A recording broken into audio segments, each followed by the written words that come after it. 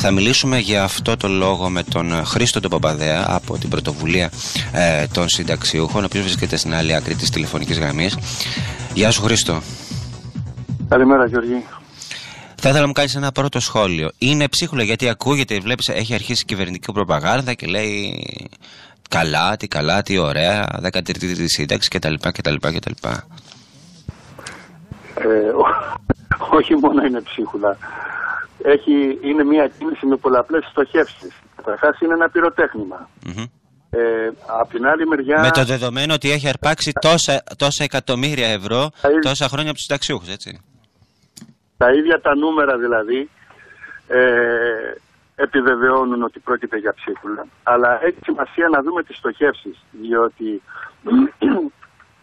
εδώ έγινε μια επιλογή κάτω από το γεγονός ότι είναι πλέον καθαρή η δημοσκοπική και πολιτική κατάρρευση της κυβέρνησης. Είναι δεδομένη η πίεση που ασκείται για να πάρθουν τα καινούργια μέτρα, τα οποία η ίδια η κυβέρνηση τα συνυπόγραψε 2 μέρες πριν στο Eurogroup. Αυτά τα μέτρα έτσι κι αλλιώς βρίσκουν την αντίθεση και την αντίδραση του κόσμου, παρόλο που αυτό δεν εμφανίζεται με τον έντονο ρυθμό που εμφανιζόταν παλαιότερα. Αν και εδώ που τα λέμε κάτι φαίνεται ότι αρχίζει να κινείται πάνω. Και από ό,τι φαίνεται η κυβέρνηση με έναν επικοινωνιακό τρόπο προσπαθεί να κερδίσει κάποιο χαμένο έδαφος ή να εξυπηρετήσει κάποιες άλλες πολιτικές σκοπιμότητες. Πρώτα, με έναν τρόπο θέλει να επαναφέρει την λογική του 2015 του Σεπτέμβρη, ότι εμείς μεν υπογράψαμε μνημόνιο, αλλά έχουμε και ένα παράλληλο πρόγραμμα. Και τώρα ποια είναι η υλοποίηση του παράλληλου προγράμματος. Μια δεύτερη σκοπιμότητα, στόχευση, είναι ότι θέλει να δείξει δεν έχει χάσει την κοινωνική ευαισθησία. Διότι τα στρώματα τα οποία την είχαν υποστηρίξει είναι τα στρώματα που πλήττονται, είναι εργαζόμενοι, είναι πλατιές λαϊκές μάζες που πλήττονται από αυτή τη μνημονιακή πολιτική και θέλει να δείξει ότι κρατάει ακόμα την κοινωνική της ευαισθησία. Το άλλο είναι ότι... Να σε διακόψω, Χρήστο, σε αυτό και θα μου πεις και για το άλλο.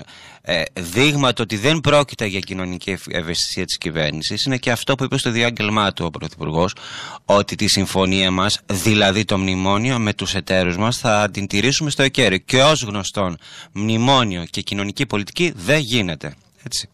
Αφού έχουν αυτά τα οποία πρόκειται να θεσμοθετηθούν είναι ήδη συμφωνημένα. Και εδώ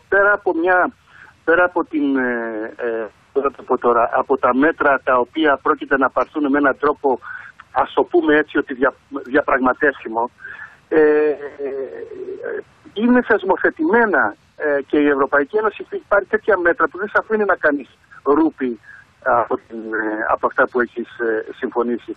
Άρα θέλει να δείξει και με έναν τρόπο ότι ξέρεις κάτι, εγώ παρόλο που υπέγραψα το τρίτο μνημόνιο, παρόλο που έχω αυτά τα πράγματα να υλοποιήσω, εν τούτης, το παλεύω και προσπαθώ να φτάσω σε ένα σημείο να απελευθερωθώ από την μνημονιακή πολιτική. Θέλει να δώσει και ένα μήνυμα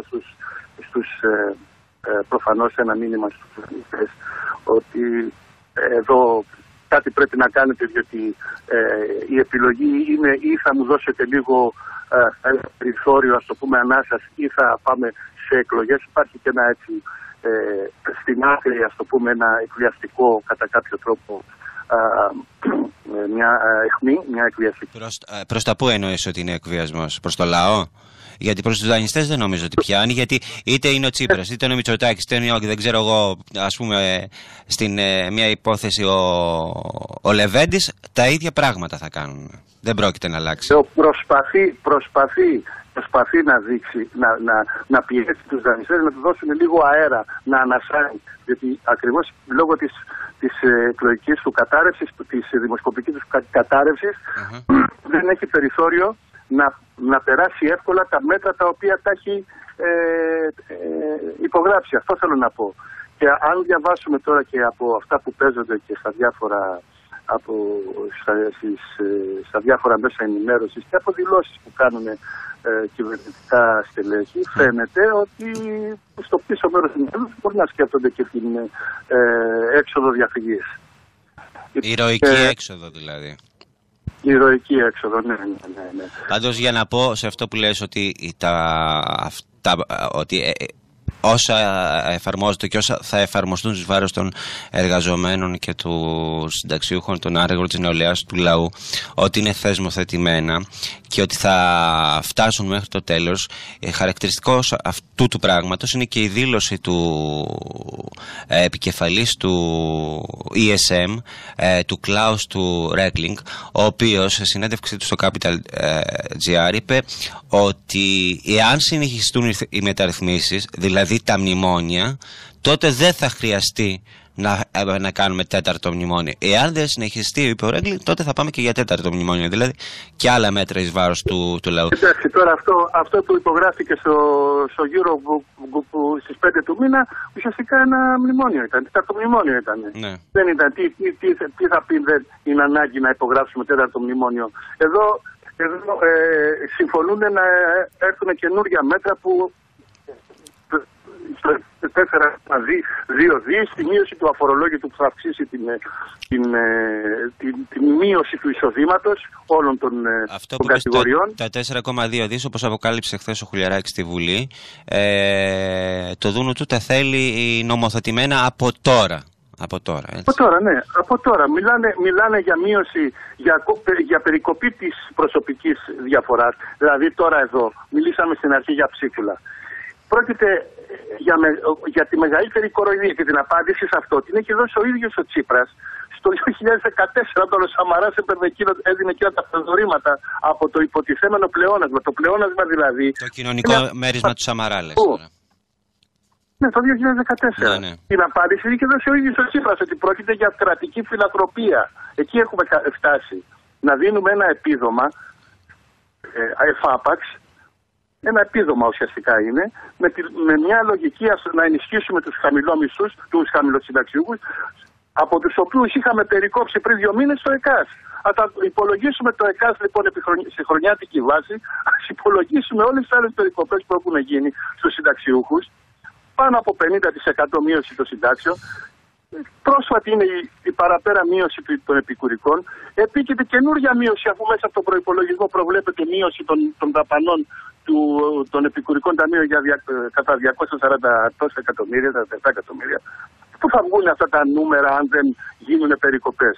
Και έρχεται τώρα και δίνει ένα φιλοδόρημα, ούτε πώς να το χαρακτηρίσει κανένας.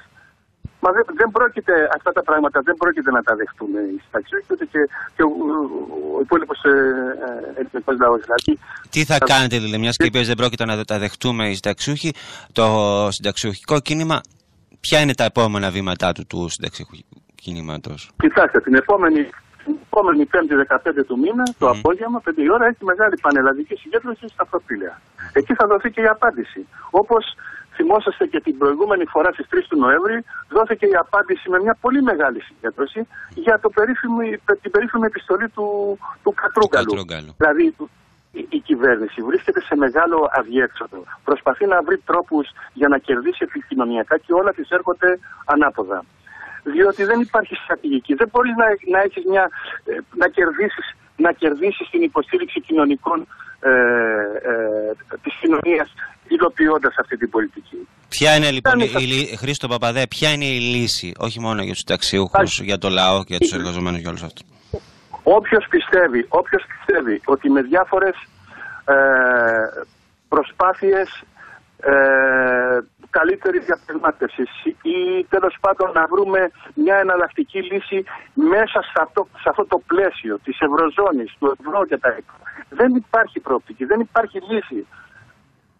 Είναι αφέλεια να πιστεύει ο λαός και οι συνταξιούχοι ιδιαίτερα ότι μέσα εκεί θα μπορέσουν να χρηματοδοτηθούν τα ασφαλιστικά ταμεία, που ήδη ο καινούριος φορέας ξεκινάει με 18 έλλειμμα και βανερά. Πώς θα βγουν αυτά τα χρήματα? Άρα μπορεί να υπάρξει λύση τη στιγμή που υπάρχει αυτή η πολιτική λιτότητα. Ποιος θα δουλέψει για να φέρει εισφορές ασφαλιστικά ταμεία με 27% ανεργία. Φανερή. Άρα ρίξει με την Ευρωζώνη, με τους δανειστές και ανατροπή των μνημονίων από το λαό. Ρήξη, βεβαίως, για να κάνεις τη ρήξη δεν μπορεί να την κάνεις μέσα σε αυτό το πλαίσιο της Ευρωζώνης. Πρέπει να ακολουθήσεις άλλο δρόμο εκτός Ευρωζώνης. Διαφορετικά δεν γίνεται. Αυτές θα είναι οι συνέπειες της παραμονής σε αυτό το ασφυκτικό πλαίσιο. Δεν υπάρχει. Όποιος πιστεύει το διαφορετικό είναι εθελοτυφλή. Χρήστο Παπαδέ, να σε ευχαριστήσω.